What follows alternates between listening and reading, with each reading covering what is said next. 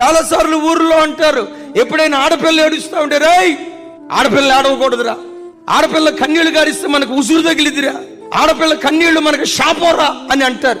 నేనంట, ఆడపిల్ల ఏడిస్తేనే ఒక వ్యక్తికి అంత శాపం కలిగితే, ఒక మనిషిని బట్టి దేవుడు ఏడిస్తే ఆ మనిషి తన బ్రతుకులో ఎంత నష్టపోతాడో చూడు.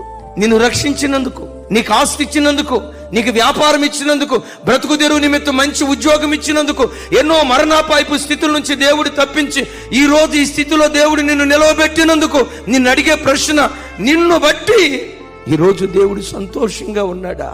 ఇలాంటి దాన్ని నేను ఎందుకు రక్షించుకో? ఎలాంటి వాడి కొరకు నా ప్రాణం ఎందుకు పెట్టానా? ఎలాంటి వాడికి సావి ఎందుకు ఇచ్చానా?